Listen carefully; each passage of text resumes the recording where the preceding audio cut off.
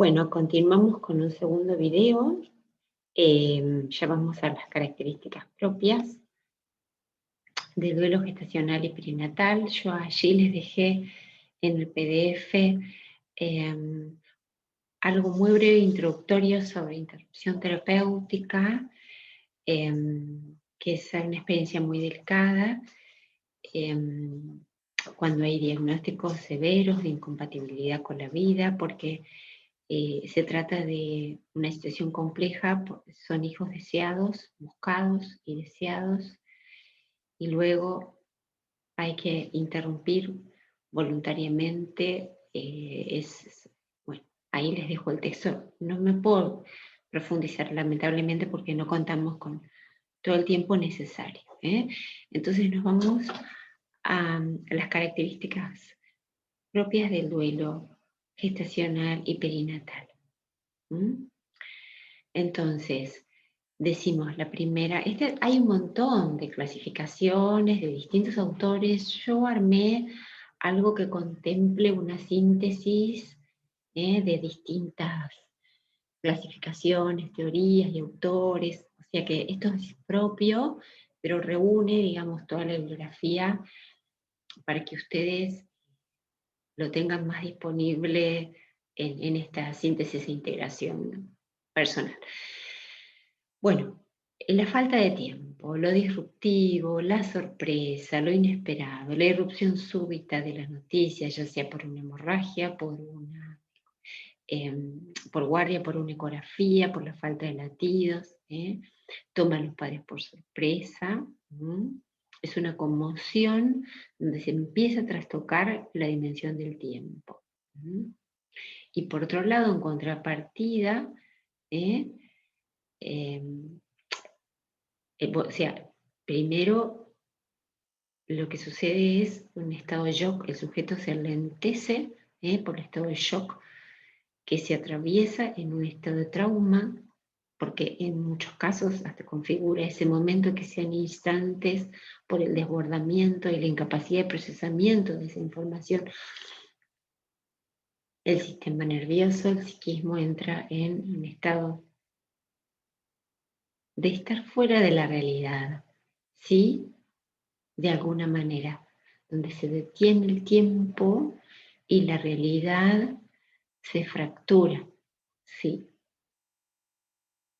Entonces, hay instantes, son segundos, pueden ser minutos, donde esa persona entra en un estado de trauma hasta que puede reorganizarse y volver a recuperar su estabilidad. O sea, hay algo que nada más y nada menos que la muerte al inicio de la vida que genera esta fractura, o esta disociación, de acuerdo a cómo sean los mecanismos de defensa y la estructuración psíquica, cada caso singular y único.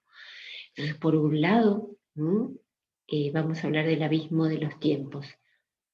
Esto que sucede en la subjetividad, y por otro lado el aceleramiento de los tiempos del modelo asistencial de la medicina se acelera.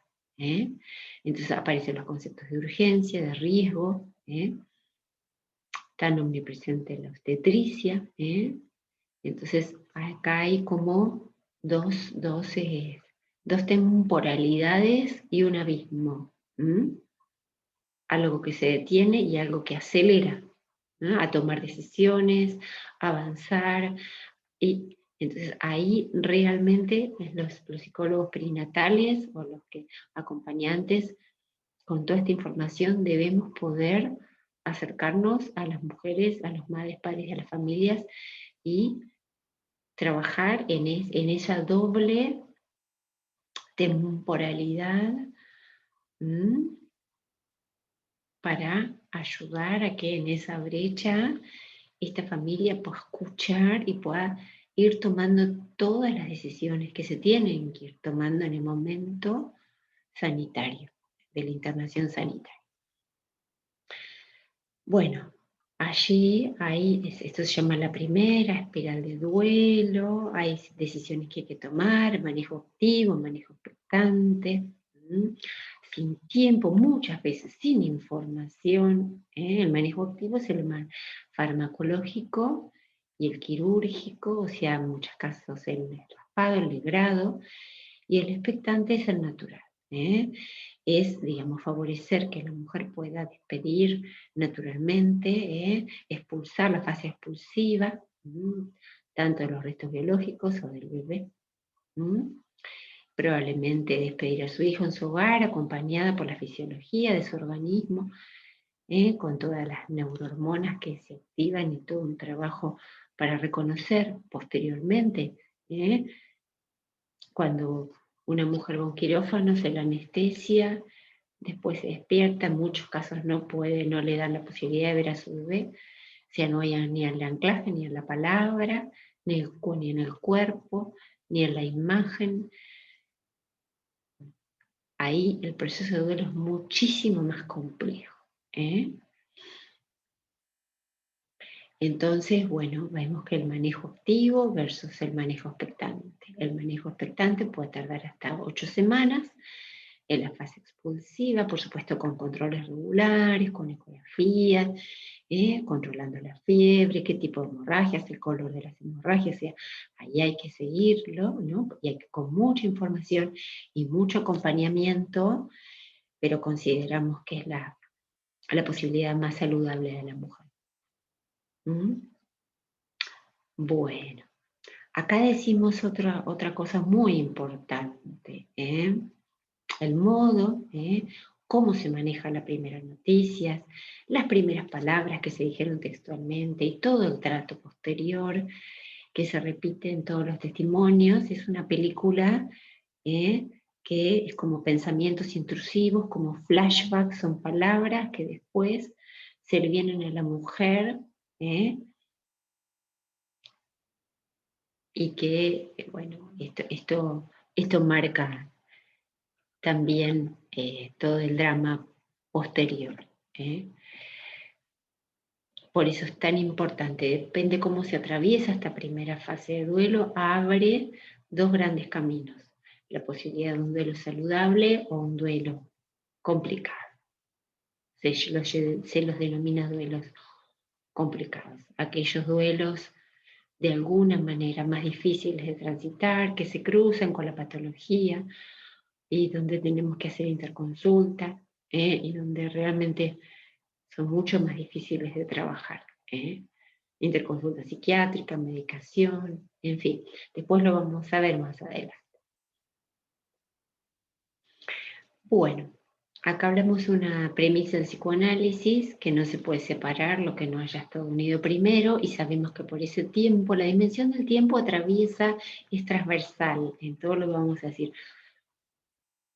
Porque realmente, a veces ese tiempo de fusión, de abrazo inicial de la vida, ¿no? En el vientre materno, es tan breve, tan fugaz. Entonces lo que el psicoanálisis dice, no se puede separar aquello que no haya estado unido primero. Y el tiempo necesario para la inscripción de ese hijo, porque la construcción de la maternidad es una construcción justamente, ¿no? Y ese tiempo muchas veces no es el tiempo suficiente. Entonces ahí se complejiza, así como tampoco se puede despedir la vida si no se la ha reconocido como tal, si no se le puede dar la bienvenida a la vida, no se le podrá dar la despedida a la vida. Ese tiempo-espacio, ¿no?, de nido en el vientre materno ha sido tan breve, tan fugaz. Entonces pareciera que el tiempo es una de los ejes transversales que vamos a tener que después retomar en nuestros procesos de acompañamiento, para dar todo ese tiempo que esa mamá, ese papá, esa familia necesita para reconocer a su hijo, para darle identidad a su maternidad, a su paternidad, porque permanecen invisibilizadas. Ahí está. Duelos desautorizados. Vamos al segundo aspecto. Es un dolor invisibilizado y excluido. Pareciera que si el hijo no nace del canal de parto y no vive, no hay un hijo, no hay un rol, no hay... no somos madres, no somos padres. Entonces, son duelos desautorizados, deslegitimados por este tiempo histórico, digamos, por todo, generaciones y generaciones. En realidad esta es la primera generación que podemos darle cabida a este dolor. Nuestras madres y abuelas, y más atrás aún, nuestras ancestras han tenido que llorar en silencio. La lógica del duelo es que permaneció, ¿no?, por hambre, por guerras, por supervivencia, por ignorancia, pero fueron mujeres que no se pudieron detener a reconocer su dolor, porque había que alimentar a otros hijos, había que sobrevivir, y por un paradigma también ideológico valorativo, donde, digamos, no se podía reconocer esto como hoy día sí estamos pudiendo empezar a realizar esta validación y legitimación social. Entonces, en esto de los duelos desautorizados, consideramos, nosotros decimos la negación del derecho al duelo, como si hubiera una negación de un derecho humano y universal, que es la posibilidad de conectar y expresar nuestro dolor. Por otro lado, hay mucho más, yo le estoy haciendo una súper síntesis, lo tienen todo en el PDF. Dolor sin nombre, decimos que la historia de la humanidad, si fallecen los adultos, un hijo es huérfano, si fallece un cónyuge, se lo llama viudez, pero no hay un nombre que pueda denominar justamente esta experiencia. Que no haya un nombre en la historia de la cultura, de la humanidad, evidentemente habla de que es un dolor innombrable. Como dice Freud, ¿no? El trauma es aquello que no puede ser nombrado, que no hay un nombre, no hay una palabra, no hay un significante que pueda dar cuenta de esa experiencia, de esa realidad. Si las detenciones de los embarazos son muy tempranas y a veces no hay registros ecográficos, en otros tiempos históricos no hubo registros de ecografías, quizás en poblaciones urbanas las haya, pero en poblaciones rurales quizás no.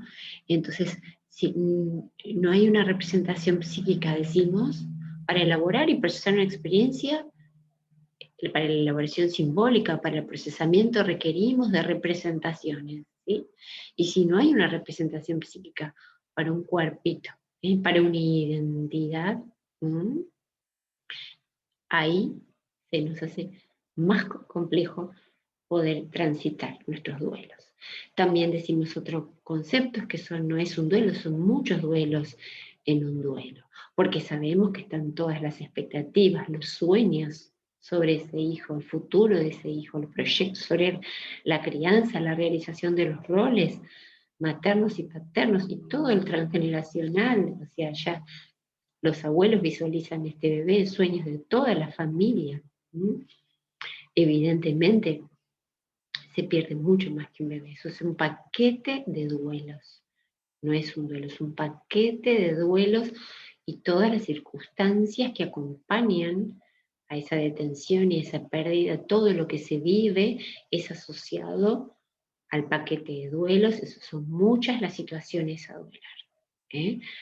Muchas veces la pérdida queda jerarquizada porque es tan traumático por las violencias que se viven, incluso la violencia obstétrica y todas esas situaciones que la mujer vive en ese momento que está atravesando, hace que eso quede en primer lugar y la pérdida de su hijo quede desdibujada. Para no conectar con ese dolor, esa violencia que se ha vivido en ese momento, no puede conectar con la pérdida de su hijo. Y en muchos casos es al revés, ¿sí? Como mecanismo de defensa. Es tan doloroso conectarse con la muerte de ese hijo que queda de alguna manera proyectando ese dolor en las violencias. El enojo es más tolerable que esa tristeza profunda. Entonces, ¿qué queda? Proyectando la violencia sobre los equipos, el enojo, la ira, la indignación sobre los equipos y los profesionales para no conectar con ese dolor. ¿Sí? Bien. Se me vienen un sinfín de ejemplos de casos, pero no puedo profundizar, lamentablemente. ¿Mm? Bueno, acá hablo dolor versus sufrimiento, como decir, el dolor es legítimo, ¿eh? El dolor es genuino y el sufrimiento decimos que deriva de la distorsión del dolor, de los mecanismos de defensa que muchas veces operan sobre el dolor, pero no mecanismos de defensa. A veces el mecanismo de defensa o los mecanismos de defensa son saludables porque es un sistema de protección del psiquismo, pero hay otros mecanismos de defensa que tienen que ver con lo valorativo, lo cultural de este paradigma, de este tiempo histórico, que son esto de no deberías sentir esto que estás sintiendo, ¿no? Los mandatos, ¿eh? Esto que no está bien. Entonces cuando la mujer se niega y se reprime, porque esto no es permitido en su contexto, muchas veces queda anclada en el dolor por más tiempo. Por eso Mónica Álvarez y muchos autores dicen que la patología del duelo no tiene tanto que ver con lo intrapsíquico, lo subjetivo, sino con la falta de validación del entorno social. En la medida que la sociedad o el entorno le dé la espalda a esa mujer, no pueda ver y ni reconocer su dolor, esa mujer va a ser mayor anclaje en su dolor. ¿Sí? A menos me validan, a menos me reconocen, yo más necesito, ¿sí? Son mecanismos, son dinámicas, ¿sí? Más necesito hacer saber que mi hijo existió. Más lo niegan, más lo refuerzo. ¿Sí? Más se resisten, más me apropio de este dolor. Sería más resistencias en ese movimiento que sería hacia poder transitar un duelo saludable. En realidad esto lo que hace es que se abren mecanismos de retroalimentación del sufrimiento, que es decir, autorreproche, no debería sentir esto que estoy sintiendo, culpa, y todo el autocastigo. Y vemos un montón de características, además, la pérdida de confianza en el propio cuerpo.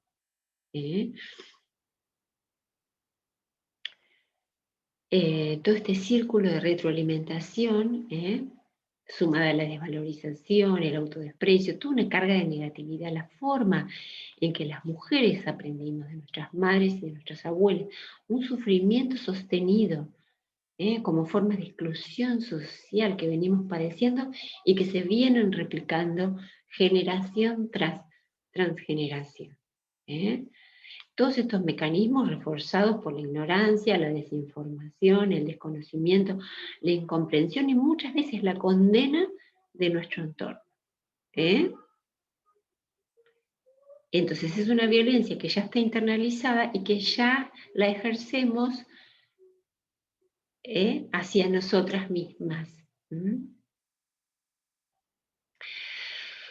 Bueno, esto es muy delicado y esto es yo podría detenerme aquí, pero bueno, vamos a seguir avanzando.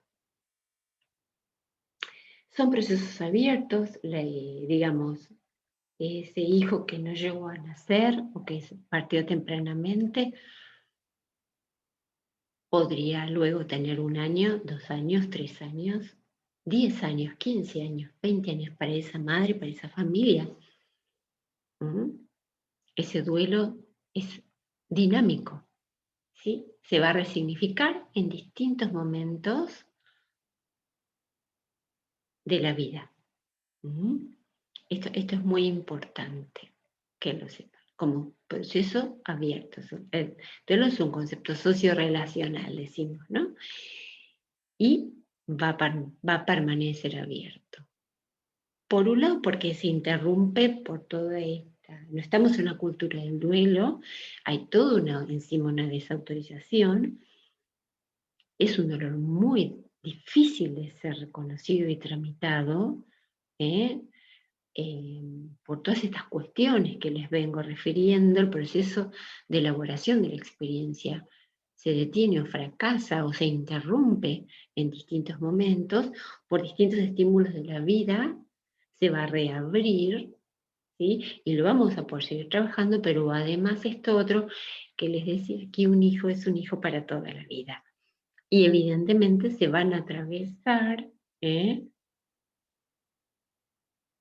síndromes de aniversario, fechas, y durante el tiempo esto se va a reabrir y va a necesitar todo un trabajo de elaboración que probablemente sea un proceso de por vida para esa mujer y para esa familia. ¿Mm?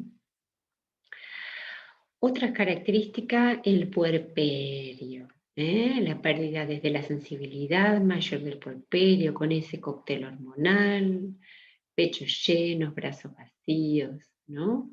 Decimos el desorden emocional también, pareciera que el cuerpo sigue embarazado, el agotamiento, hay un agotamiento extremo, a la externación hay que continuar con los estudios, ecografías, anatomía patológica, estudios de placenta, consultas especialistas, genetistas, hematólogos, fertilidad, en fin, los estudios que obras sociales y prepagas no cumplen, los famosos estudios de la trombofilia, bueno, hay una infinidad. Por otra parte decimos el puerperio, volver a la casa, la habitación vacía, los objetos del bebé, todo esto de que es un vacío y un dolor infinito. Y decimos que la exigencia de la realidad puede colapsar la capacidad de procesamiento del psiquismo, por esto de que no es un duelo, de que son muchos duelos, que es un paquete de duelos, que puede colapsar la capacidad del psiquismo de procesar semejantes situaciones. Bueno, decíamos hace un rato que son duelos interrumpidos, decíamos que desestabiliza un sistema de creencias y programaciones mentales conscientes e inconscientes con respecto a leyes biológicas y creencias que sustentaban un paradigma dador de sentido y significado a la realidad. Entonces, no solo hay un fallecimiento, sino se desmorona también un sistema de creencias que en realidad es una matriz de realidad, ¿sí? Y que en muchos casos además está en riesgo la vida biológica de la mujer. Y por último yo hablo de la ley de pertenencia, que es la ley de los sistemas familiares, que decimos que de acuerdo a la ley de pertenencia, todos los miembros de un sistema tienen igual derecho a pertenecer. Por lo tanto, los nonatos deben tener su lugar en la familia, aunque no hayan podido llegar a permanecer en la vida. Entonces, si los padres le dan ese lugar, se liberan a sí mismos, al bebé fallecido y al resto de los hijos, y se libera profundamente a todo el sistema familiar. Y esto sucede porque toda exclusión es contraria al amor. Entonces, al incluir y al reconocer lo que forma parte, se logra la paz y el amor vuelve a fluir. Entonces, por eso decimos que es fundamental integrar e incluir, dar existencia, dar entidad, dar visibilidad. Estos hijos siempre van a formar parte del sistema familiar. Y es muy necesario que todos en un sistema puedan integrarlo de este modo. Por eso los profesionales de salud somos, y los profesionales de salud mental, somos los que tenemos que realizar estas formaciones para nosotros aprender a manejar la complejidad de estas situaciones. Entonces decimos que los duelos interrumpidos, detenidos, congelados, los duelos más difíciles, pueden generar en el futuro problemas de salud del sistema reproductivo, ginecológicos, pueden generar problemas de fertilidad, años buscando y replicando el duelo, cada menstruación es un duelo más, la imposibilidad de quedar embarazada para no repetir justamente la experiencia traumática. Luego también puede traer embarazos de riesgo o de alto riesgo, problemáticas en el nacimiento, o pueden suceder, como vemos en muchos casos, que son pérdidas a repetición. programación inconsciente, ¿no? Que junto con otras variables van a llevar a futuras pérdidas y a futuros abortos. ¿eh? Porque son procesos detenidos, bloqueados, congelados, enquistados, cristalizados, que por años trabajan como tumores silenciosos en una mujer y en algunos casos se prolongan por décadas. Son madres, decimos, con duelos encubiertos, depresiones disfrazadas, que además de afectar su salud, afectan al resto de las dinámicas familiares, a las crianzas de sus otros hijos, ¿sí? Se ven imposibilitadas de disfrutar de la vida, de amar a los hijos que ya están en la vida, incluso a los hijos, si llega a venir suceder esto que llamamos embarazo arcoíris, a los niños, a los bebés arcoíris, muchas veces si una mamá llega un nuevo nacimiento y este bebé puede tomar la vida biológicamente, pero si la mamá está detenida en un duelo, tomada por este hijo que no llegó, de alguna manera resta, tampoco puede tomar la vida en este nuevo nacimiento. Esto es muy complejo. Entonces, si no se trabaja la primera pérdida, decimos, no es una garantía, pero sí trabajar las primeras pérdidas es muy importante para justamente reducir todo esto que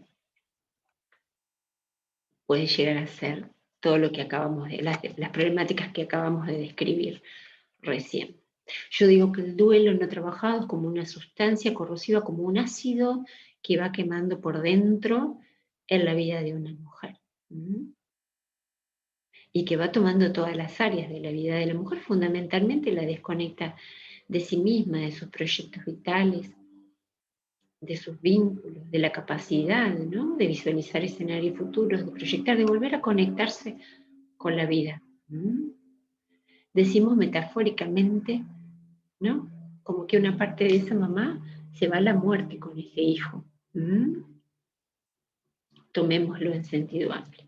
Bueno, vamos a hablar de las fases o etapas del duelo. Ya no se habla más de etapas porque se sabe que no es ni una antes ni una después, que muchas veces se dan un cúmulo de sentimientos, emociones, todo en superposición, no es que haya esta posibilidad de ordenarlas, y esto es a modo de las clasificaciones, pero en realidad las mujeres viven, hasta incluso el duelo es un movimiento regresivo, donde se vuelve una y otra vez a transitar las mismas emociones.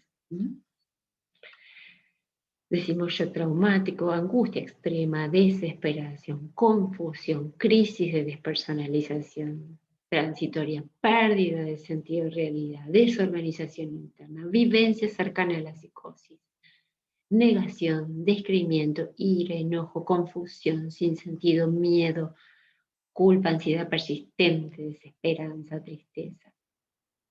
Finalmente la aceptación. Bueno, la culpa es si yo tuviera que elegir como la gran emoción y más difícil de transitar es la culpa. Es la más compleja, porque se convierte como en un estigma que queda como una impronta, una herida en el corazón del self, de la identidad. Y va retroalimentando la creencia, generándole todas estas consecuencias. Muchas mujeres se confiesan malas madres, malas gestantes, que no han podido retener a sus hijos en la vida o sienten que directamente han atentado contra la vida de sus hijos. Y un dolor infinito que guardan y llevan en silencio, en aislamiento. Bueno, muy fuerte. Vamos a seguir acá. Yo en el PDF está la primera espiral de duelo, todo lo que es duelo y lactancia, duelo y trauma. Lo tienen todo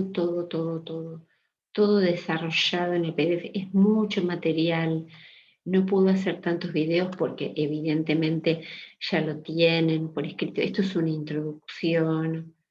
¿Mm? Bueno, a ver, ¿qué más? Bueno, y les decía, ¿no? Que